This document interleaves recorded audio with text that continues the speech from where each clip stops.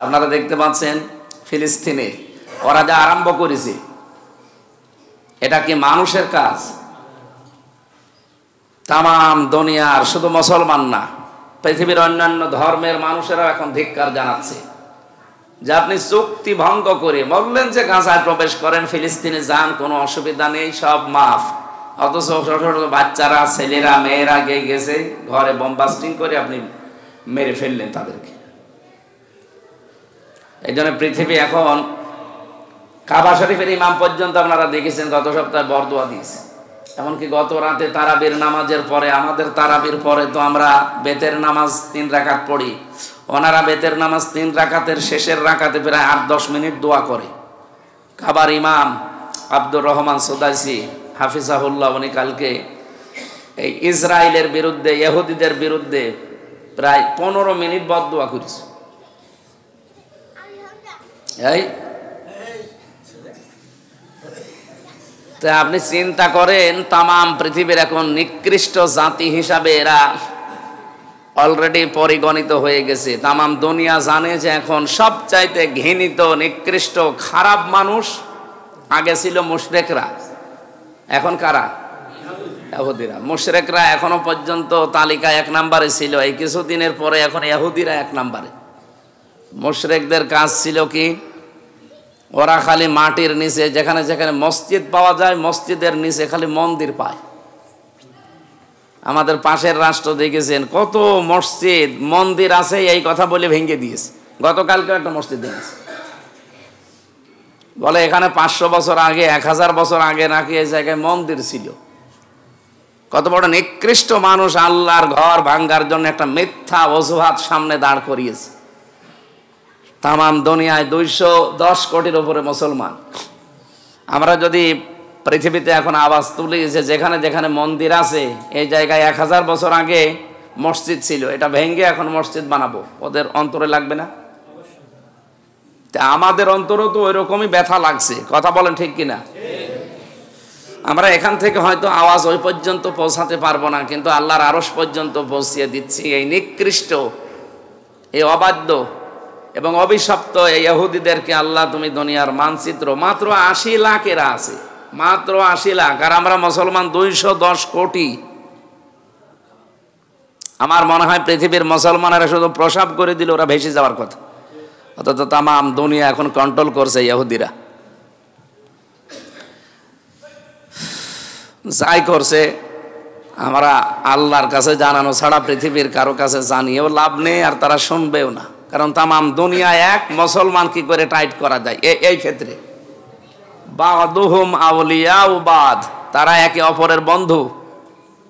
আমাইয়াতাবাল্লাহু মিনকুম ফাইন্নাহু মিনহুম, তোমাদের ভেতরে কেউ যদি ওদের দিকে ফিরে যায়, ওদেরকে ভালোবাসে, ওদেরকে সাপোর্ট করে, ওদের অনুসরণ করে, আমি আল্লাহ তাদের ওদের মতো বানিয়ে দেব। 257টা রাষ্ট্র তামাম দুনিয়ায়, সব রাষ্ট্রগুলো আজ ইসরায়েলের বিরুদ্ধে, ইহুদিদের।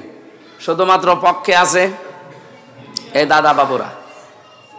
এই জন্য বাংলাদেশে আমার মনে হয় কোনো নেতা, কোনো মানুষ যদি ইন্ডিয়ার পক্ষে কথা বলে, ইন্ডিয়ার সাপোর্ট করে, ওরে উলঙ্গ করে পিটানো দরকার। ও মানুষের ভেতরে পড়ে। তামাম দুনিয়া যেখানে সব একদিকে,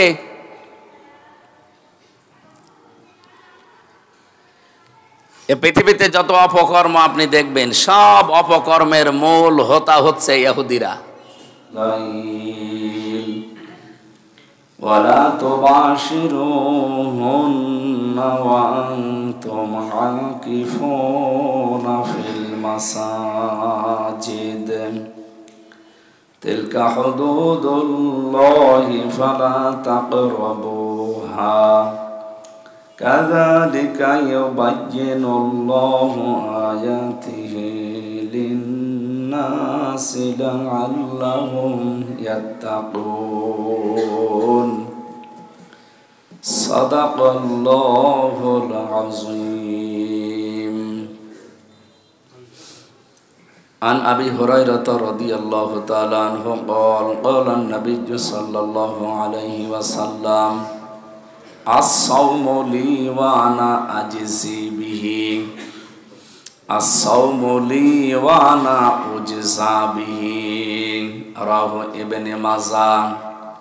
আল্লাহুম্মা সাল্লি আলা মুহাম্মাদ ওয়া আলিহি ওয়া সাহবিহি ওয়া বারিক ওয়া সাল্লিম। আলহামদুলিল্লাহ, প্রশংসা আদায় করছি মহান মালিকের। রমজানুল মুবারকে দেখতে দেখতে শেষ হয়ে যাচ্ছে। আমরা রহমত পেরিয়ে মাগফিরাতও শেষ করে ফেললাম। সামনে আমাদের নাজাতের 10টা দিন বাকি আছে। আমরা এখনো পর্যন্ত সংবাদ পাইনি আমরা আল্লাহর রহমত আসলে পেয়েছি কিনা। আল্লাহ রাব্বুল আলামিন কোরআনে কারিমে তার রহমত পাওয়ার জন্য কিছু গুণ দিয়েছেন, যে কাদেরকে তিনি রহমত দান করবেন। ওই বিষয়গুলো যদি কেউ অর্জন করতে না পারে সে আল্লাহর রহমত পাবে না। আল্লাহ রাব্বুল আলামিন রহমত পাওয়ার জন্য যে সমস্ত গুণগুলো আমাদেরকে শুনিয়েছেন কোরআনে কারিমে, ওই গুণগুলোর ভেতরে অন্যতম হচ্ছে বিনয়ী হওয়া। আল্লাহর রহমত পাওয়ার জন্য 1 নাম্বার শর্ত, আপনাকে বিনয়ী হওয়া লাগবে।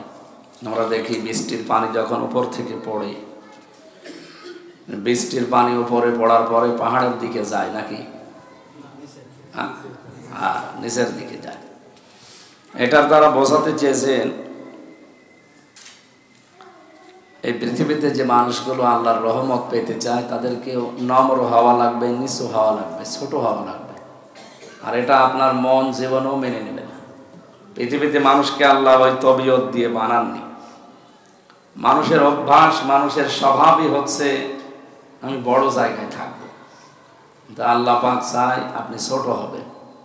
কারণ দাস, আমাদের একটা পরিচয়, আমাদের নাম কি? দাস বা আব্দুল বা আব্দুল্লাহ, এর বাংলা অর্থ গোলাম। গোলাম যে, দাস যে একজনের বাড়ি কাজ করে খায়, তার নিজের বলতে কোনো ইচ্ছা থাকে? যা তার মালিক বলবে তাই। আপনি যদি নিজেকে আল্লাহর দাস, আল্লাহর গোলাম, আল্লাহর বান্দা, এটা যদি পরিচয় দেন যে আমি আল্লাহর গোলাম, তাহলে নিজের মন মতো করার আর কিছু থাকে না। যা করবে আল্লাহ ওইটাই আমার। এই জন্যে কুলিন্না সলাতি ওয়া নুসুকি ওয়া মাহইয়ায়া ওয়া মামাতি লিল্লাহি রাব্বিল আলামিন। এই কথা নবীকে আল্লাহ বলতে বললেন যে হে নবী, আপনি বলেন যে আমি যে নামাজ পড়ি, আমি যে কোরবানি করি, কোরবানি বলতে এটা শুধু পশু কোরবানি না। এখানে নুসুক শব্দের অর্থ 3টা আছে তাফসিরে ফি জিলালিল কোরআনে। নুসুক মানে কোরবানি করা, যেমন নুসুক মানে হজের যে কাজকর্ম আছে ওইটাকেও নুসুক বলা হয়। নুসুক মানে ইবাদত যে বন্দেগী করি আমরা, এই ইবাদত বন্দেগীর নামও নুসুক বলা হয়। তার মানে শব্দ একটা। আমরা অনেক বিষয়ের ভেতরে আল্লাহকে জানিয়ে দিয়েছি যে আমার নামাজ বলতে শুধু এর রুকু সেজদায় নামাজ না, আমার যত এই যে শারীরিক যে ইবাদতগুলো আছে, নামাজ শারীরিক ইবাদত না? নামাজ শরীরের ইবাদত, এটা শরীর দিয়ে করা লাগে। রোজা এটাও শরীরের ইবাদত। যাকাত কি শরীরের? কিসের? মালের। হ্যাঁ, যাকাত শরীরেরও আছে। লিকুল্লি শাইইন যাকাতুন ওয়া যাকাতুন জাসাদিস সাওম। প্রতিটি জিনিসের যাকাত আছে। শরীরের যাকাত রোজা রাখা। লিকুল্লি শাইইন যাকাতুন ওয়া যাকাতিন জাসাদিস সাওম। সিয়াম বলা হয়েছে না সাওম? সাওম কেন? এখানে যারা আলেম আছেন, এই মসজিদের সম্মানিত খতিব বা ইমাম, আরো যারা লেখাপড়া করেন, আস-সিয়াম আস-সাওম, এই দুইটার ভেতরে পার্থক্য আপনারা হয়তো জানেন না। আর জানার জন্য যেহেতু এসেছেন আমি জানাচ্ছি। সিয়াম এটা ধারাবাহিক, কন্টিনিউ, একটার পর একটা আসতে থাকে, ওইটাকে সিয়াম বলা হয়। সিয়াম শুধু আমাদের উপরে ফরজ না, এই জন্য কুতিবা আলাইকুমুস সিয়াম দেওয়ার পরে আল্লাহ দিয়েছেন কামা কুতিবা আলাল্লাযীনা মিন ক্বাবলিকুম। তোমাদের উপরে যেমন সিয়াম ফরজ, তোমাদের পূর্বে যারা ছিল তাদের উপরও ফরজ ছিল, কিন্তু তাদের সিস্টেমটা হয়তো এটা ছিল না। একটু ভালো করে খেয়াল করেন, সিয়াম কি শুধু আমাদের উপরে? আমাদের পূর্বে যারা ছিল তাদের উপরও কি ছিল? তাদের সিয়াম কি আমাদের মতো না। মরিয়ম আলাইহিস সালাম তিনি রোজা রাখতেন। হযরতে মারিয়াম, তার নামে একটা সূরা আছে কোরআনে, তিনি রোজা রাখতেন না? আল্লাহ তাকে জানিয়েছিলেন যে আপনি রোজা রাখেন, কিন্তু আপনার রোজার ধরন কি হবে? হ্যাঁ হ্যাঁ, আপনি কথা বলবেন না, এইটাই। বাকি আপনি খাওয়া দাওয়া করেন, আপনি পান করেন, যা খুশি দুনিয়াতে আপনার ইচ্ছা জায়েজ সব করবেন। আপনি স্বামী স্ত্রীর, ওনার যেহেতু স্বামী ছিল না, স্বামী স্ত্রীর ব্যবহার ওই জামানায় আপনি সব করতে পারেন, কিন্তু শুধু কথা বলবেন না। তাহলে তার রোজার সিস্টেম কি ছিল? কথা বলা যাবে না। আমার মনে হয় ওই রকম রোজা যদি আমাদের দিত, আমাদের দ্বারা সম্ভব হতো না, কঠিন হয়ে যেত। ইহুদিরা রোজা রাখে, ইহুদিদের রোজার সিস্টেম কি? ওরা সেহরি করে না। খ্রিস্টানরা রোজা রাখে, ইহুদিরা হযরতে মুসা আলাইহিস সালামকে ওরা নবী বলে চলে বা নবী বলে মানে। ওরা বলে যে আমরা নবী মানি মুসা আলাইহিস সালামকে। আমি বাইরের দেশগুলো সফরে ছিলাম কিছুদিন আগে, মালয়েশিয়া, সিঙ্গাপুর, থাইল্যান্ড, এই সমস্ত দেশগুলোতে খ্রিস্টান, ইহুদি, বৌদ্ধ এদের সাথে মিশতাম। আমি ইহুদিদের সাথে যখন চলাফেরা করি, এই যে গাড়িতে, বাসে, ট্রেনে, বিভিন্ন হোস্টেলে, এক জায়গায় বসলে জিজ্ঞাসা করি যে আপনার নবীর নাম কি? জোসেফ। জোসেফ মানে? আমরা যারা মুসা নবী বলে ডাকি, ওনারা জোসেফ বলে। ওরা ইব্রাহিম নবীর নাম দিয়েছে আব্রাহাম, ওরা ইসহাক নবীর নাম দিয়েছে জ্যাকব।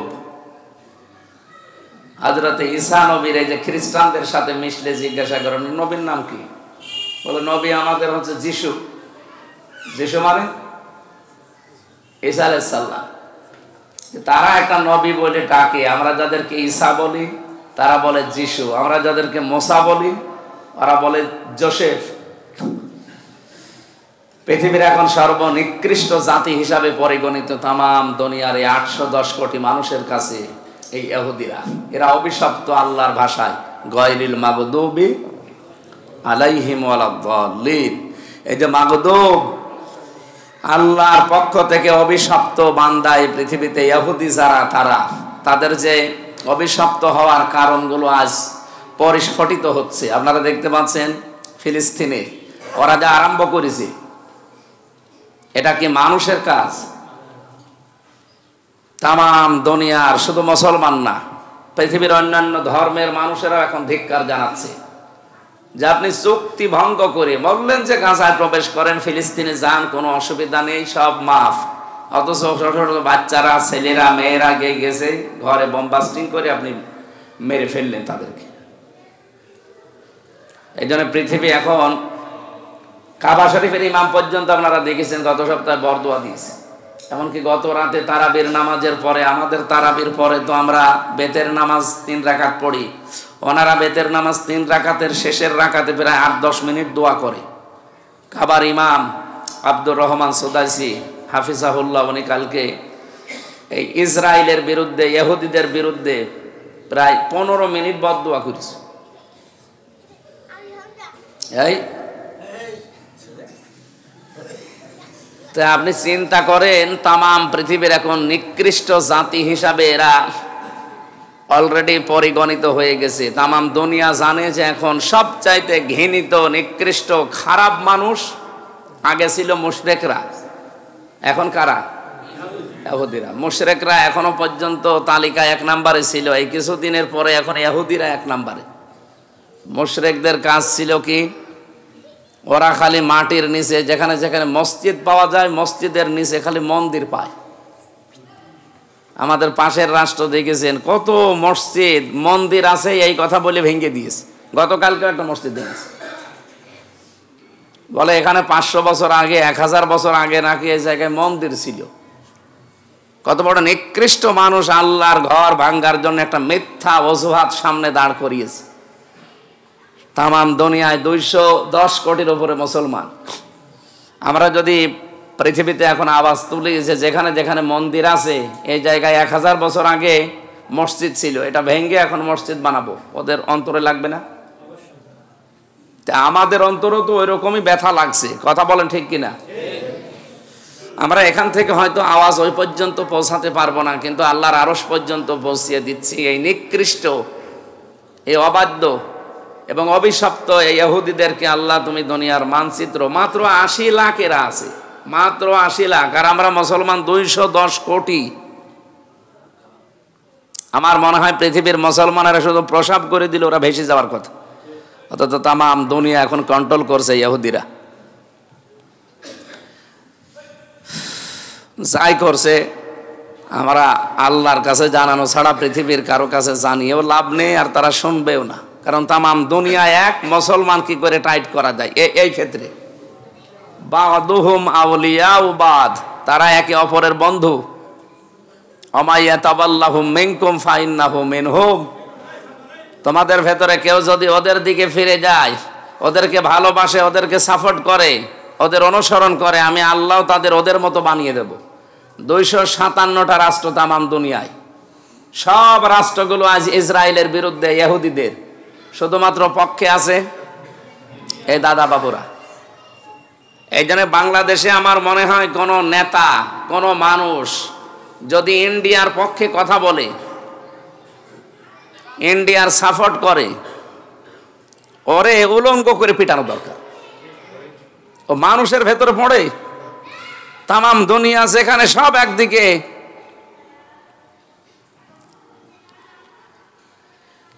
এ পৃথিবীতে যত অপকর্ম আপনি দেখবেন, সব অপকর্মের মূল হোতা হচ্ছে ইহুদিরা।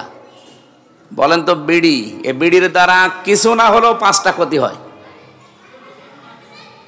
পৃথিবীতে একটাই মাত্র খাবার যার গায়ে লেখা আছে কি ক্যান্সার হয় এটা খেলে, এই একটাই খাবার। পৃথিবীর কোনো খাবারে যদি লেখা থাকে যে এটা খেলে আপনার ক্যান্সার হবে, খাবেন আপনি?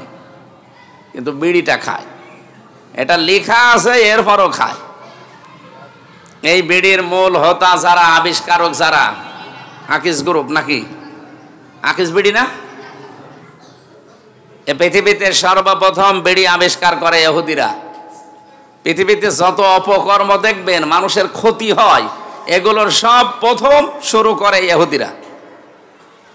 ওরা রোজা রাখে, মুসা আলাইহিস সালামের অনুসারী দাবি করি। ওরা মুসার অনুসারী হলে আমরা কি? নবীজি রোজা রাখতেন, ইহুদিরা জিজ্ঞাসা করছে আপনি রোজা রাখেন কেন?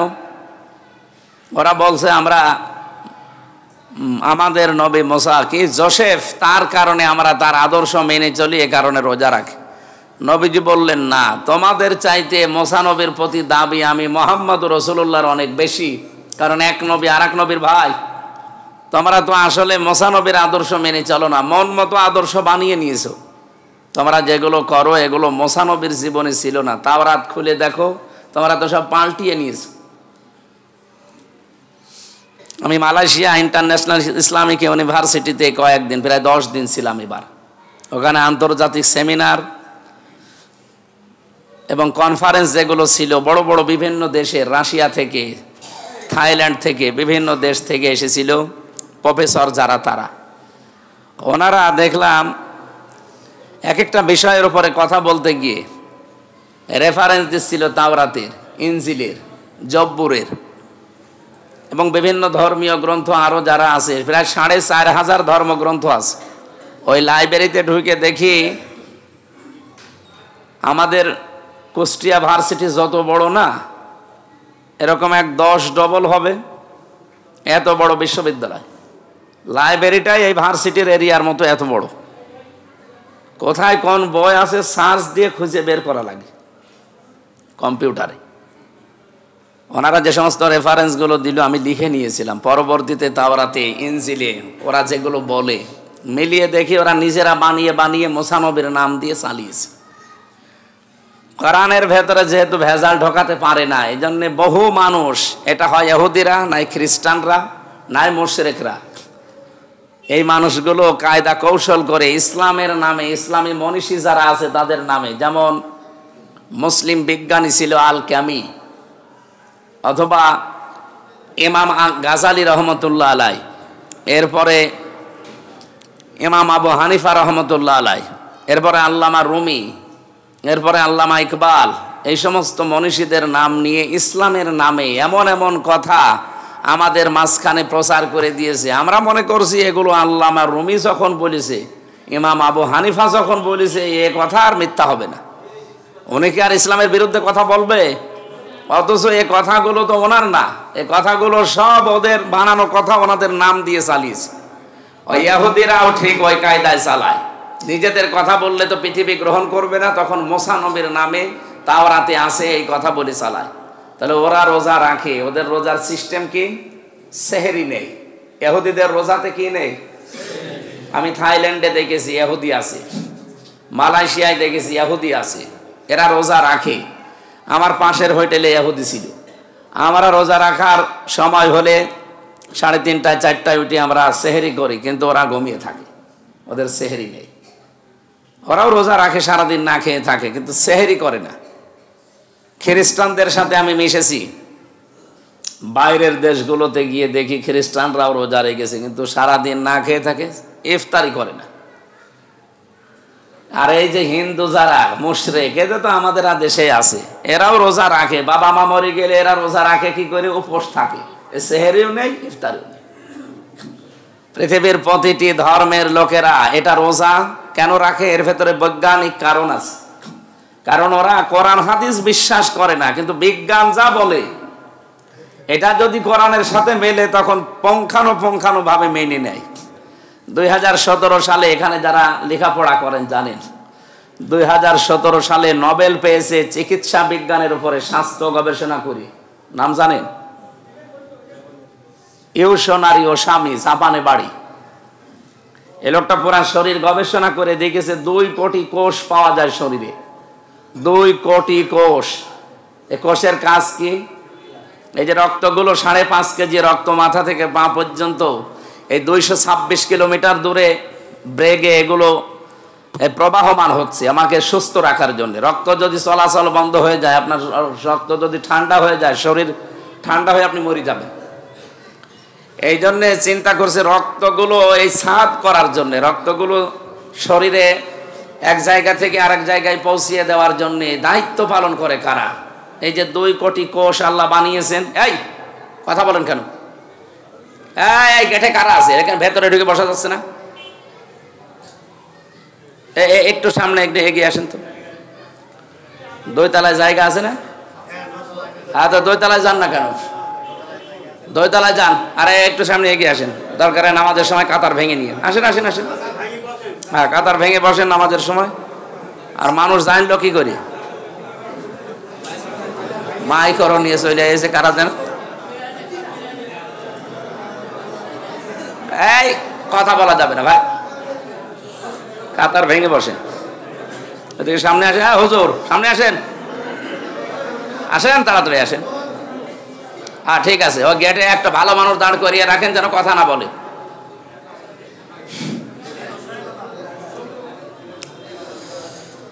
এই কোষগুলো রক্তের ভেতরে 5 প্রকার ক্যান্সার হয় আমাদের, আর শরীরের ভেতরে 2 প্রকার টিউমার হয়। এগুলো থেকে কন্ট্রোল করার জন্য কোষ কাজ করে। কিন্তু 12 মাস যখন মানুষ একাধারে খেতেই থাকে, তখন কিছু অতিরিক্ত কোষ বাড়তি বৃদ্ধি হয়। আমরা না দেখবেন ফসল আদি যারা লাগায় এই চরের ভেতরে, ফসল আপনি বুনলেন, ফসল লাগালেন, ফসলে জোর হয় না, ওর পাশে যে আগাছা আছে, ও ছাতা ঔষধ দেওয়া লাগে। ঔষধ দেওয়ার আগে ওইটা ফসলের আগে বাড়তে থাকে, মানে আগাছার জ্বর আরো বেশি। কোষ শরীরের ভেতরে আল্লাহর তৈরি করা যেগুলো, এগুলো তো ন্যাচারাল, সাধারণভাবে থাকে। কিন্তু যেগুলো বৃদ্ধি হয় খাবারের কারণে, ওর মানে জ্বর আরো বেশি। তখন ওই বেশি বৃদ্ধি হওয়া কোষগুলো ক্ষতি করে শরীরে 2টা, একটা ক্যান্সার আর একটা টিউমার। উনি শরীরে গবেষণা চালিয়ে দেখলেন এই 2টা বৃদ্ধি হয়। এখন এটা নষ্ট করার কোনো ফর্মুলা আছে কিনা চিন্তা করলেন। যতগুলো বিষয় নিয়ে তার ভেতরে একটা অটোফেজি, আপনারা নাম জানেন হয়তো, অটোফেজি, না খেয়ে থাকার অভ্যাস। পৃথিবীতে কোন ধর্মে আছে দেখি? প্রায় 4,500 ধর্মীয় গ্রন্থ আছে। উল্লেখযোগ্য তিনি 27টা এক জায়গায় করেছিলেন, তার ভেতরে কোরআনও ছিল। উনি ধর্মীয় গ্রন্থগুলো দেখলেন যে দেখি কোন জায়গায় এটা পাওয়া যায় যে না খেয়ে থাকার কোনো কিছু আছে কিনা। দেখতে দেখতে কোরআনে কারিমে সূরা বাকারার 183, 184 নাম্বার আয়াতে তিনি পেয়েছেন যে না খেয়ে থাকা, তাও 1 দিন 2 দিন না, কমপক্ষে 29 থেকে 30 দিন একাধারে যদি দিনের বেলায় কেউ 12 থেকে 14 ঘন্টা না খেয়ে থাকতে পারে, তাহলে যে অতিরিক্ত যে কোষগুলো বাড়তি বৃদ্ধি হচ্ছে, এই আসল কোষ তখন খাবার পায় না, তখন ওই আশপাশে যারা আছে ওদেরকে খাওয়া আরম্ভ করে। ওই আশপাশের বৃদ্ধি হওয়া কোষগুলো খেতে খেতে 1 মাসে পোড়াটা সাবার করে ফেলে, তখন আপনাকে ক্যান্সার আর টিউমার থেকে বাঁচিয়ে দেয়। উনি গবেষণা চালিয়ে ওয়ান তাসমু খায়রুল লাকুম, তোমরা রোজা রাখো তোমাদের জন্য ভালো হবে। কি ভালো হবে? যে এইটা ভালো হবে। এরকম প্রায় 25টা কারণ তিনি সামনে নিয়ে এসেছেন যে ভালো কি কি ভালো হয়। মানুষের শরীর থেকে ক্যান্সার টিউমার এগুলো থেকে মুক্ত করার একটা মহা ঔষধ এই না খেয়ে থাকা, তার নাম আমরা যারা রোজা বলে ডাকি। নবীজিকে আল্লাহ কোরআনে কারীম নাজিল করে জানিয়েছেন পৃথিবীর প্রত্যেকটি নবীর উম্মতের উপরে রোজা না সিয়াম ফরজ ছিল। বলেন, কথা বুঝতেছেন? আমি কিন্তু 2টা শব্দ বলেছি, একটা সিয়াম আর একটা রোজা। as-সিয়াম একটা শব্দ, as-সাওম একটা শব্দ। প্রতিটি নবীর উপরে কি as-সাওম ছিল না as-সিয়াম ছিল? সিয়াম ছিল। এর প্রমাণ হচ্ছে কোরআনের এই আয়াত, সূরা বাকারা 183। সবাই ইমাম সাহেবরা এটাই শোনায়, ইয়া আইয়ুহাল্লাযীনা আমানু কুতিবা আলাইকুমুস-সিয়াম, ও হে ঈমানদারেরা তোমাদের জন্য আমি রোজা সিয়াম এটা লিখে দিলাম। আর আমি যে হাদিস পড়েছিলাম ওই হাদিসের ভাষা হচ্ছে as-সাওমু লি ওয়া আনা আজজি বিহি ওয়া আনা উজজা বিহি, রোজা আমার জন্য, রোজার পুরস্কার আমি আল্লাহ নিজে দেব অথবা আমি নিজেই পুরস্কার হয়ে যাব। এবার আসেন তো সিয়াম আর সাওমের ভেতরে পার্থক্যটা। সিয়াম বললাম কন্টিনিউ, ধারাবাহিকভাবে আসতে থাকে, একটার সাথে আর একটা। 1 বছর পরে সিয়াম আসবে না আসবে না? কিন্তু সাওম কি, এটা কি এখন আমি বলিনি, এবার 4টা কারণ বলবো তারপরে বলবো। আমি কথা বোঝাতে পারছি কিনা আমি জানি না, কথা বুঝতেছেন? সিয়াম আর সাওম কি এক? সিয়াম প্রতিটি নবীর উম্মতের উপরে ছিল, আমাদের উপরও আছে। কি, হয়তো সিস্টেম আলাদা ছিল, তাদের সিয়ামের ধরন আলাদা ছিল। তারা খেয়ে থাকতো, কথা বলতো না। কেউ সেহরি করতো, কেউ করতো না, কেউ ইফতারি করতো না, কেউ না খেয়ে থাকতো, এইভাবে তাদের সিয়াম। কিন্তু আমাদের সিয়ামটা সেহরি করা লাগে, ইফতারি করা লাগে। আর যদি এটাকে সাওম বানাতে চান তাহলে 4টা জিনিস থেকে আপনাকে বিরত থাকা লাগবে। খুব ভালো করে খেয়াল করবেন। আমি গতানুগতিক কথা বলি না, আমি বলি গবেষণামূলক কথা, চিন্তা ভাবনা করি, যেখান থেকে কিছু নেওয়া যায়। সাওমের ব্যাখ্যায় কয়টা বললাম? আমি বলেছি একটাও? হ্যাঁ। 1 নম্বরে খানা দানা, 2 নম্বরে পানীয় জাতীয় জিনিস, 3 নম্বরে স্ত্রী সম্ভোগ, 4 নম্বরে যাবতীয় হারাম কাজ।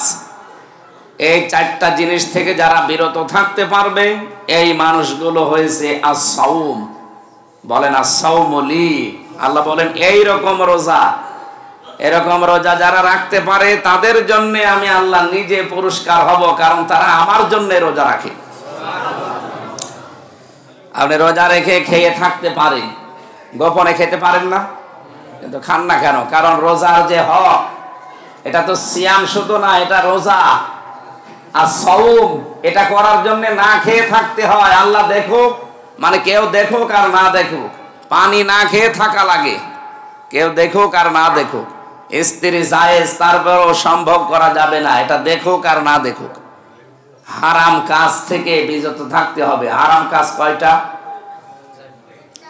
500। আপনারা তো ওই মানের না, এইভাবে ক্লাস নেয় বিশ্ববিদ্যালয়। বিশ্ববিদ্যালয়গুলোতে এক একটা শব্দের উপরে ক্লাস হয়। আপনারা তো ওই মানের ছাত্র না, এখানে 12 বাপের 13 ছেলে বসে আছে, এক একটা রোল নাম্বার 82। সে এক সাইডে এসে বই খাতা নিয়ে হেডমাস্টারের কাছে বসে, স্যার হয় ছুটি দেন নাই, আমি গেলাম। যাই, তুই যে পজিশনে দাঁড়িয়ে আছিস, বই খাতা ব্যাগ সব তোর পিঠের উপরে, তোর তো ছুটি দিলেও যাবি না দিলেও যাবি। তোর রোল নাম্বার কত? বুঝছো স্যার 82। ক্লাসের ছেলে মেয়ে কয়টা? 82টা। 82টা ছেলে মেয়ে ক্লাসে, ওর রোল নাম্বার 82। ও ভালো ছাত্র, ওর জীবনের কোনো উদ্দেশ্য আছে? ও শুধু আসে মা বাবার ভয়ে, আসে টাং টাং করে পালিয়ে চলে যায়। ওর জীবনের না আছে কোনো এম, না আছে কোনো উদ্দেশ্য, কোনো চিন্তা নেই। যতদিন মা বাবা আছে আসে চলে যায়। আমাদেরকে রোল নাম্বার 82 না, মানে কি 83 চাইতো 83 হয়ে যাবে। আমি যেটা বোঝাচ্ছি এই মানে না গেলে আপনি বুঝবেন না। সিয়াম এটা যার তার দ্বারা সম্ভব না, যেহেতু আল্লাহ নিজে পুরস্কার দেবেন অথবা নিজেই পুরস্কার হয়ে যাবে, নাকি যার তার দ্বারা সম্ভব? এই জন্য হারাম কাজ শুধু একটা দুইটা না, 500। এই কোরআনে আল্লাহ 500 হারাম কাজের বর্ণনা দিয়েছেন। না খেয়ে যেমন থাকেন খাবার, না খেয়ে থাকেন যেমন পানি, স্ত্রী সম্ভব থেকে যেমন বিরত থাকেন, 500 আল্লাহর নিষিদ্ধ কাজ থেকে যারা বিরত থাকতে পারে এই মানুষগুলোর দ্বারা সওম আদায় হয়। আর নবীজি বলেছেন এদের জন্য, এটা হাদিসে কুদসি, আল্লাহর কথা রাসূলের মুখ দিয়ে আল্লাহ বের করেছেন। আল্লাহরই বলার দরকার ছিল, ওটা রাসূলের মুখ দিয়ে আল্লাহ বের করে বলেছেন আস-সাওমু লি, রোজা আমার জন্য, আস-সিয়ামু লি এটা বলেননি। কি এখানে মাওলানা আছে, পেয়েছেন আপনি কোন জায়গায়? আস-সিয়ামু লি পাইনি আমি। কারণ সিয়াম কন্টিনিউ আসতেই থাকে, 1 বছর পরে একবার আসবেই। আপনি বেঁচে থাকেন, আপনি বেঁচে থাকেন আর না থাকেন, মরে যা, তো সিয়াম আসতেই থাকবে ধারাবাহিকভাবে। পৃথিবীর প্রত্যেকটি জাতি যেহেতু কম বেশি তাদের ধর্মীয় রীতি নীতি অনুযায়ী সিয়াম রাখে, কিন্তু সওম রাখা সবার দ্বারা সম্ভব? বাংলাদেশে আমরা যারা আছি সবাই কি সওম রাখতে পারি? না। এই যে নিষিদ্ধ যে বললাম 500 কাজ আছে, এর ভেতরে খাদ্যে ভেজাল দেওয়া এটা নিষিদ্ধ না? এই রোজার মাসেও কি খাদ্যে ভেজাল দেওয়া বন্ধ হয়ে গেছে? কত মানুষ বিষ দেয় খাবারে, ফরমালিন দেয়, ঔষধ ছিটায়। নিজের সন্তান যদি আপেল কিনতে যায় বলে না, এই আপেল কেনা যাবে না, অন্য কেউ কিনতে আসলে তাকে দেন। কেন? সে আপনার সন্তান খেয়ে যদি তার হাড় নষ্ট হয়, তার কলিজা নষ্ট হয়, তার যদি অসুস্থ হওয়ার সম্ভাবনা থাকে, অন্য যে ক্রেতা এসেছে সে না কারো সন্তান না? বলেন বলেন। এই খাদ্যে ভেজাল দেওয়ার কারণেই হযরত শুআয়ব আলাইহিস সালামের জাতিকে আল্লাহ ধ্বংস করে দিয়েছিল। অথচ এই রোগটা এখন সবচাইতে বেশি মুসলিম বিশ্বে। মুসলমানদের ভেতরে, আমরা যারা মুসলিম দাবি করি তাদের ভেতরে এইটা এখন বেশি। হ্যাঁ, কিছু কিছু মুসলিম দেশে আইনটা থাকার কারণে তারা খুব কড়াকড়ি করে। আপনি মালয়েশিয়া, আমি ছিলাম, খাদ্যে যদি ভেজাল দেয় কেউ, খাদ্যে যদি ফরমালিন দেয়, ঔষধ দেয়, যদি ধরা পড়ে ওর কোনো বিচার নেই, সঙ্গে সঙ্গে মেরে ফেলবে। বাংলাদেশে যদি এটা থাকতো, কত রোগ থেকে যে আমরা বেঁচে থাকতে পারতাম, এত ঔষধ খাওয়া লাগতো না। আমি 10 দিনে একটা দিন আমার ওখানে হাসি হয়নি, কারণ কোনো ধোলাবালি নেই, কোনো জার নেই, ঔষধের দোকানও সেরকম নেই। আর আমাদের দেশে আমি 1 সেকেন্ড ঔষধ ছাড়া চলতে পারছি না। এখানে এই 2-3 দিন এসেছি, এই 2-3 দিনে কসবার কাশি দিলাম, এই যে এখনো ঘেরাঘের করে। রাস্তা দিয়ে আসার সময় আমার মাজা ব্যথা হয়ে গেছে। আর তাদের রাস্তাঘাট, তাদের খাবার কি কড়াকড়ি বলেন তো। এটা যদি বাংলাদেশে আমরা কায়েম করতে পারতাম, এত অসুস্থ হওয়া লাগতো আমাদের। এই অসুস্থ হওয়ার কারণে আমরা অনেক ইবাদত বন্দেগীও করতে পারি না। ইবাদত শুধুমাত্র কি নামাজ পড়া, রোজা রাখা নাকি? মানুষের সেবা করা, মানুষের জন্য কর্মসংস্থান তৈরি করা, মানুষের বিপদে এগিয়ে যাওয়া, এটা ইবাদত না? এই ইবাদত গুলো শরীর সুস্থ না থাকলে, সম্পদ না থাকলে আপনি যাবেন কি করে? এই জন্য আমাদের শরীর ভালো না, সম্পদও নেই, আমরা যেতেও পারি না। আর তাদের শরীরও ভালো আছে, সম্পদও আছে, ওরা এই সমস্ত ভালো ভালো কাজে আঞ্জাম দেয়। কুনতুম খায়রা উম্মাতিন উখরিজাত লিন-নাস। আমরা মনে করি আল্লাহ আমাদেরকে বের করেছে, আমরা যে শ্রেষ্ঠ, আমরা শরীরের শক্তি বেশি, তাই না। আমাদের শ্রেষ্ঠ হওয়ার কারণ তো এটা, আমরা ভালো ভালো কাজের আঞ্জাম দেব, অন্যায় কাজ দেখলে বাধা দেব। এই টেন্ডেন্সি সবার ভেতরে যদি তৈরি হতো যে ভালো কাজের আঞ্জাম দেব, অন্যায় কাজে বাধা দেব, কারণ আমি শ্রেষ্ঠ, তাহলে দেশে চাঁদাবাজি হতো? চাঁদাবাজি তো দেশে হয় না। আপনি NS রোডে যে দোকানগুলো বসেছে, এই যে ওয়ান টাইম যে দোকানগুলো, গরিব মানুষ হয়তো দিনের বেলায় সারাদিন সারা রাতি করে 1000 টাকা তার উপায় হয়, সেখান থেকে 300 টাকা আল্লাহর ওলিদের দেওয়া লাগে। হ্যাঁ, আপনি যে খোঁজ নিয়ে দেখেন, সে একটা গরিব মানুষ, তার কাছেও আপনি ছাড়েন না। মানে খাওয়া যায় তাই বলে একেবারে সব কিছু খাওয়া। আমি জেল থেকে প্রথম যখন এই 11 সালে গ্রেপ্তার হয়েছিলাম, এই যে সদর থানায় ছিলাম, প্রথম এখানে 2 দিন, একদিন এক রাত থাকার পরে তো পরের দিন চালান দেবে। এখান থেকে বের হওয়ার সময় যাক আমার বংশের লোক তো আপনারা জানতেন, আমার গ্রামের বাড়ি হালসা, সব আওয়ামী লীগ করে, তো ওনারা এসে বের করে নিয়ে গেল। এখন যখন বের হচ্ছে ওখানে যে আছে দারোয়ান পুলিশ, হুজুর কি টাকা দেন? টাকা পাবো কোথায়? বলছে না, আপনাকে যারা দেখতে এসেছিল আমি জানি আপনাকে টাকা দিয়েছি। শেষে 10 টাকা দিলাম, তাও খুশি।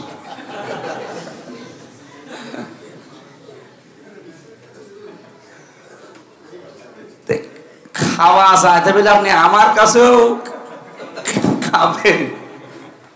অনেক মানুষ দেখি মসজিদের ক্যাশিয়ার 2-3 বছরে ধনী হয়ে যায়। এরকম ক্যাশিয়ার দেশে নেই? এই কুষ্টিয়ায় হয়তো এই নদীর ওপারে নেই, ওইদিকে আছে। বহু জায়গায় আমি দেখি মসজিদের ঈদগাহ আর গোরস্থানের ক্যাশিয়ার হলে ও ধনী হয়ে যাচ্ছে। কিভাবে গো? আল্লাহ মনে হয় বরকত দেয়।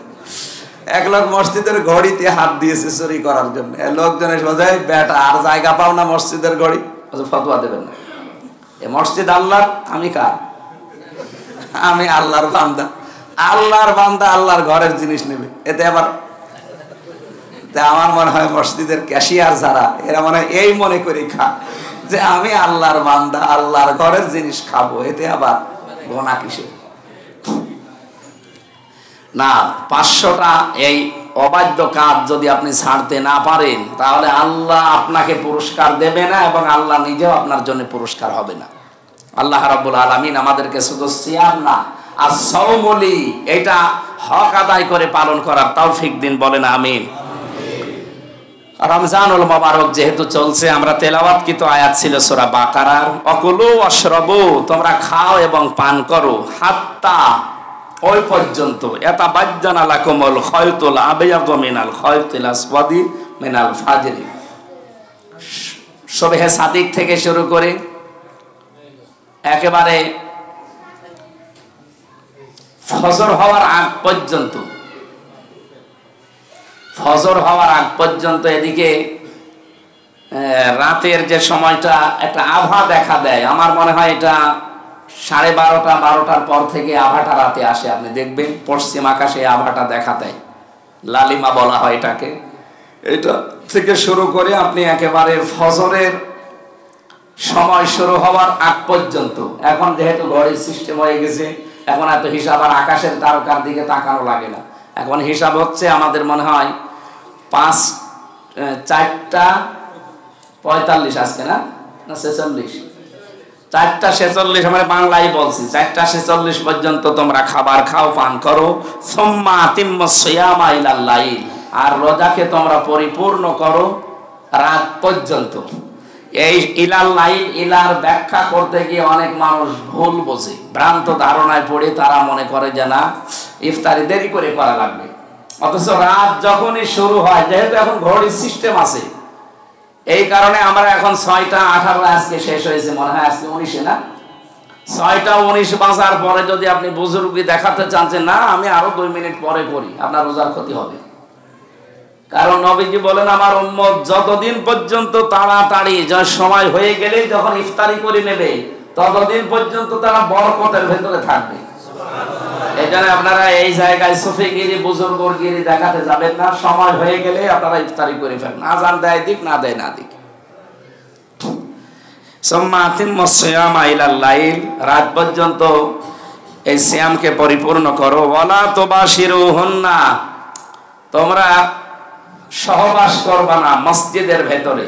ওয়া আনতুম আকিফুন, যতক্ষণ তোমরা ইতিকাফে থাকো। এই যে যেহেতু আজকে থেকে ইতিকাফ শুরু হচ্ছে, গুরুত্বপূর্ণ একটা পাঠ আমাদের জীবনে, রমজানুল মুবারকে ইতিকাফ। নবীজি বলেন কেউ যদি একদিন ইতিকাফ করে, তার নিজের শরীর থেকে জাহান্নাম 700 মাইল দূরে চলে যায়। যদি 10 দিন, পৃথিবীতে আমার নবী এই শেষের দিকে রোজা ফরজ হওয়ার পর দিনে, শেষের জীবনে তিনি প্রত্যেক বছরে 10 দিন করে রমজানে ইতিকাফ থাকতেন। ইতিকাফে যদি সময় দিতে পারেন, আপনার সাথে আল্লাহর সম্পর্কটা গভীর হবে। ওয়াইদা সালাকা ইবাদি আন্নি ফাইন্নি করিব, আমার বান্দাদেরকে বলেন যখন তারা আমাকে ডাকে আমি আল্লাহকে তারা একেবারে কাছে পাবে। ফাইন্নি করিব, আমি একেবারে নিকটবর্তী আছি। এখান থেকে একটা মাসলা বের হয়। আপনারা হরিপুরের মানুষ, আপনারা হরিপুর ইউনিয়নের, খুব ভালো করে এই মাসলাটা মনে রাখবেন। পৃথিবীতে আপনাদেরকে যারা বোঝায় যে কারো কাছে যেতে হলে যেমন মাধ্যম লাগে, আল্লাহকে পাওয়ার জন্য কত মাধ্যম লাগবে, তাছাড়া পাওয়া যাবে না, এটা ভ্রান্ত কথা। ওরা যে আয়াতের কথা বলে আপনাদের দলিল শোনায়, ইয়া আইয়ুহাল্লাযীনা আমানুত্তাকুল্লাহা ওয়াবতাগু ইলাইহিল ওয়াসিলা, ঈমানদারেরা আল্লাহকে ভয় করো আর আল্লাহকে পাওয়ার জন্য একটা ওসিলা তালাশ করো। এই ওসিলা কি? ওইটা ওরা বিভিন্ন জিনিস দেয়, যে পীর সাহেব ওসিলা বা আমার বাবা ওসিলা, এরকম না। এখানে ওসিলা শব্দের ব্যাখ্যা আছে তিনটা। কয়টা? এক নম্বরে নবীর সম্মান, আপনি নবীর সম্মান নিয়ে দোয়া করতে পারেন। দুই নম্বরে ওসিলা মানে নেক কাজ, ওসিলা মানে। তিন নম্বরে ওসিলা মানে আমার জীবনে এমন কিছু কাজ যেটা আর কেউ জানে না, শুধু আমি আর আল্লাহ ছাড়া, এরকম কোন গোপন বিষয় যদি থাকে, হাল্লাকা সিররুন ইনদাল্লাহ বাইনাকা আনতা ওয়া বাইনাল্লাহ, হাল্লাকা সাদাকাতুন তাকফা লা ইয়ালামুহা ইল্লাল্লাহ। এটা কবিতা আছে। কবি বলছে তোমার কি এমন কোনো কিছু আছে, গোপন সাদকা দান, এমন কোন নেক কাজ আছে যেটা তুমি ছাড়া আর আল্লাহ ছাড়া আর কেউ জানে না? এরকম কোন কিছু দিয়ে যদি ওসিলা করে দোয়া করো, ওইটা কবুল হবে। ওই যে পাহাড়ের যে 3 যুবক আটকা পড়েছিল, তারা যে ওসিলা দিয়ে দিয়ে দোয়া করেছিল, আপনারা জানেন না হাদিস? তারা দোয়া করেছিল, কেউ কেউ যে আমি আমার চাচাতো বোনের ধর্ষণ করতে যেও আমি করিনি, এরকম 3টা ওসিলা 3 জন লোক দিয়ে তারা বিপদ থেকে মুক্তি পেয়েছিল। তা আমরা এখানে ওসিলা মানে ওনারা যে সমস্ত ব্যাখ্যা দেয়, এগুলো ওদের মন গড়া, ওদের নিজের স্বার্থে দেয়। আর আল্লাহর কোরআনের ব্যাখ্যা হচ্ছে ওসিলা মানে নেক কাজ, ওসিলা মানে নবীর সম্মান, ওসিলা মানে ত্যাগ তিতিক্ষা, গোপনে যেগুলো আল্লাহর জন্য করেন, এরকম কিছু আছে। আমরা এখানে জানলাম ফাইন্নি করিব, আল্লাহ বলেন আমাকে ডাকেন। বান্দারা যদি জিজ্ঞাসা করে যে আমি আল্লাহকে ডাকতে চাই, উনি কোথায় আছে, বলেন যে আমি নিকটে আছি। এখানে কিন্তু আল্লাহ বলেননি কুল, হে নবী আপনি বলেন যে আমি নিকটে আছি। কুল শব্দ আছে? নেই। কোরআন এরকম 13টা আয়াত আছে, আপনি দেখবেন আল্লাহ আর বান্দা সম্পর্কে, যেখানে দেখবেন নাহানু আকরাবু ইলাইহি মিন হাবলিল ওয়ারিদ, আমি আমার বান্দার শাহরগের নিকটে। এ কথা বলতে গিয়ে আল্লাহ বলেন নাই নবী আপনি বলুন যে আমি আমার বান্দার নিকটে না। এখানেও জানিয়েছে ওয়াইদা সালাকা ইবাদি আন্নি ফাইন্নি করিব, হে নবী আপনি বলুন আমার বান্দারা যদি ডাকে, বলে যে আল্লাহ কোথায় আছে, আল্লাহ কি আমার বাণী শুনতে পাচ্ছে, আল্লাহ পাক বলেন নবী আপনি বলুন না, সরাসরি আল্লাহ বলছেন ফাইন্নি করিব, আমি নিকটে। এরপরে অকালা রব্বুকুম উদউনি আস্তাজিব লাকুম, আমাকে ডাকো আমি ডাকের সাড়া দেব। আমা কুন্না আনিল খালকি গাফিলিন, এরকম আমি আলাইসাল্লাহু বিকাফিন আবদা, আমি কি আমার বান্দার জন্য যথেষ্ট না, এরকম 13টা আয়াত পড়া কোরআনে পাবেন। কোন জায়গায় মাঝখানে কুল পাবেন না। কি পাবেন না? কুল। বলেন বলেন। কুল মানে বলো, কুল মানে কি? তাহলে এই সমস্ত আয়াতগুলোতে আল্লাহ যে নিজে বললেন যে হে নবী আপনি বলুন, এই কথা বলেন নাই। কেন বলেন নাই? কারণ আল্লাহ এবং বান্দার মাঝে কাউকে আল্লাহ রাখতে চায় না, এমনকি নবীকেও আল্লাহ রাখতে চান না। আমার বান্দা আমাকে ডাকবে, সরাসরি আমার ডাকে আমি আল্লাহ সাড়া দিয়ে দেব আমার বান্দার। এখানে মাঝখানে কোনো ভায়া, কোনো মিডিয়া, কোনো দালাল লাগবে না। আর বাংলাদেশে আমরা দালাল ছাড়া চলতেই পারি না। আল্লাহকে ধরবে তাও দালাল লাগবে। আপনি আবার অন্যদিকে নিয়ে যেন না। আপনি যদি এই বক্তব্য ভুল প্রমাণ করতে পারেন, কোরআনের আয়াত ভুল প্রমাণ করতে পারবেন, 13টা জায়গায় কোন জায়গায় দেননি কেন? চিন্তা ভাবনা আসেন আপনার? বাবা যা বলে তাই আপনি সত্যি মনে করেন? এই জন্য আল্লাহকে ডাকার জন্য সর্বোত্তম জায়গায় ইতিকাফ। এমন এমন জায়গা, এমন এমন সিস্টেম তৈরি হয়, পরিবেশ তৈরি হয় যেখানে আপনি আর আল্লাহ ছাড়া আর কেউ নেই। এই জন্য নীরবে আল্লাহকে ডাকার জন্য ইতিকাফ করা খুব দরকার আমাদের জীবনে। মানুষের জীবন চেঞ্জ হওয়ার জন্য এটা সর্বোত্তম পদ্ধতি। আল্লাহর নবী তো এমনি করেননি এটা, যাদের সামর্থ্য আছে, সুযোগ আছে, অবশ্যই আপনারা এটা করেন। এই এলাকায় হয়তো একজন করলে পুরা এলাকা আর মানুষের আদায় হয়ে যাবে, কিন্তু প্রত্যেকের উচিত যদি সময় থাকে, যদি 10 দিন নাও পারেন 3 দিন করবেন, না পারলে 1 দিন করেন অন্তত। হ্যাঁ, আপনার সুন্নত আদায় হবে না, 10 দিন করা লাগবে যদি সুন্নত হিসাবে আপনি আদায় করতে চান। আর যদি সম্পর্কটায় কিছু বাড়াতে চান, নিজের স্বাভাবিক জীবন থেকে অন্তত এই অন্তরায় জীবনে একটু এসে 24 ঘন্টা বা 3-24 কত হয়, এরকম একটা সময় বের করে নিয়ে দুনিয়া থেকে ফারাক হয়ে এই সময়টা দেবেন। আর সুন্নত, আমি আবার বলছি, এটা কিন্তু 1 দিন 3 দিনের সুন্নত আদায় হবে না। সুন্নত আদায় করতে হলে কতদিন লাগবে? 10 দিন থাকা লাগবে। আবার অনেকে টাকা পয়সা দিয়ে এলাকার মানুষের কাছে টাকা কালেকশন তুলে রেখে দেয়, মুরব্বী মানুষ আপনি থাকেন, আমাদের সবার গোনা আপনাকে দিয়ে দিলাম, এটা ঠিক না। আর যদি সমর্থ না থাকে, কেউ পারছে না, তখন এরকম সিস্টেম করবেন, কিন্তু এইগুলো নিয়ম নীতি বানিয়ে নেওয়া ঠিক না। যেহেতু এই 10 দিনের ভেতরে বেজোড় রাতগুলোতে গুরুত্বপূর্ণ একটা রাত আসতেছে কদর, আমাদের জীবনে আবার আসবে কিনা আমরা জানি না। লাইলাতুল কদরি খায়রুম মিন আলফি শাহর। হে নবী, আপনি কি জানেন এটা কি কদর? এটা 83 মাস, 83 বছর 4 মাস আমরা বলি না, এটা খায়রুম মিন আলফি শাহর দেওয়ার আগে আল্লাহ কিন্তু দিয়েছেন আলফুন ওয়াহিদুন। এই শব্দটা আমি কোরআনে পাইনি। সূরা কি সূরা এটা?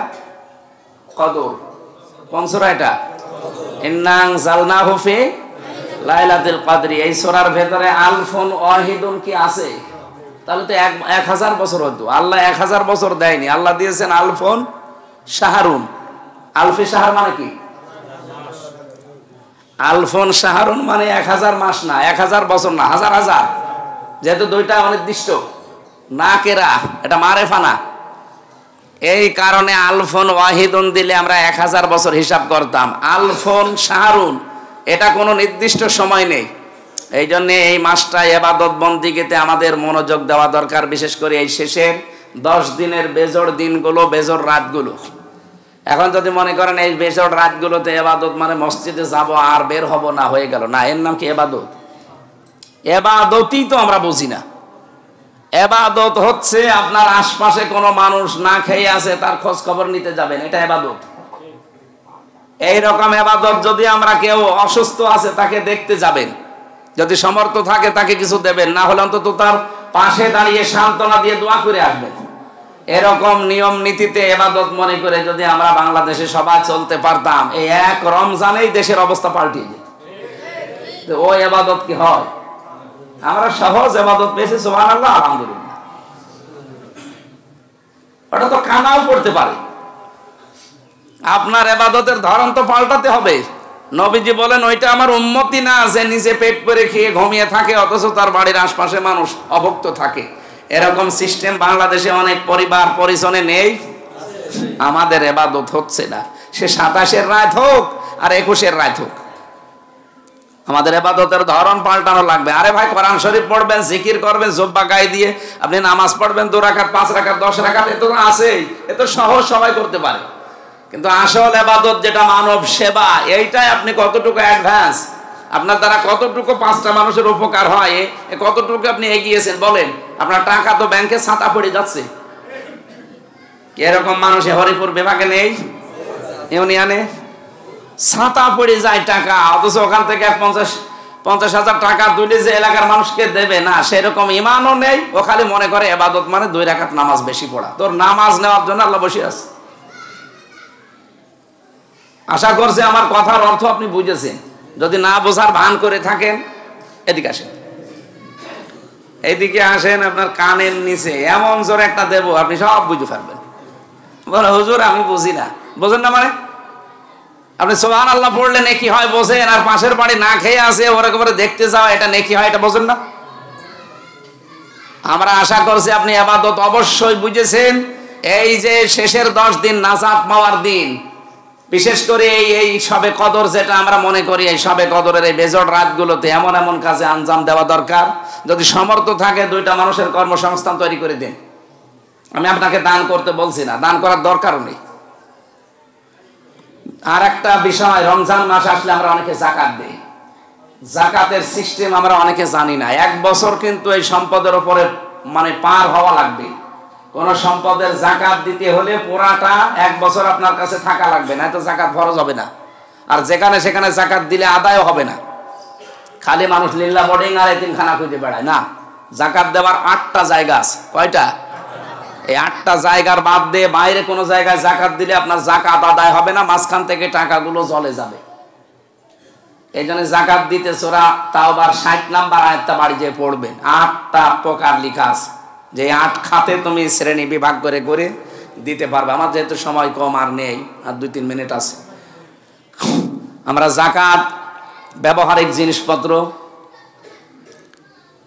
এবং খাওয়া দাওয়া, ঋণ পরিশোধ, এগুলো করার পরে যদি কোনো সম্পদ বেঁচে থাকে আর ওটা যদি 1 বছর পার হয়ে যায় আর ওর পরিমাণ যদি 90,000 টাকার উপরে হয়, কত? 52.5 ভরির রূপার দাম এখন আমি যতটুকু শুনলাম বা জানি এটা 90,000। আগে 75,000 ছিল। ওই 16 সালের হিসাব দেখেছিলাম, এরপরে আর কয় বছর দেখি নাই। এই কয়েকদিন আগে শুনলাম এখন 52, 52.5 ভরির রূপার দাম। এখানে কোনো কর্মকার আছে? কোনটা? এই কত? 52.5 ভরির রূপার দাম কত? আরে কর্মকার, এক ভরি কত? 2500। বলেন তো, এক ভরি 2500 হলে এটা হিসাব মারেন তো।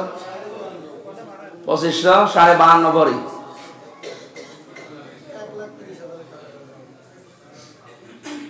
1,30,000 হয়ে যাবে।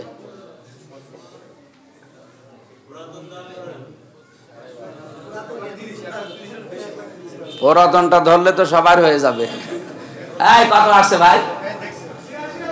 86,000। আমি 90,000 যে বললাম একেবারে খারাপ বলিনি। 86, 87, 88, 89, 90।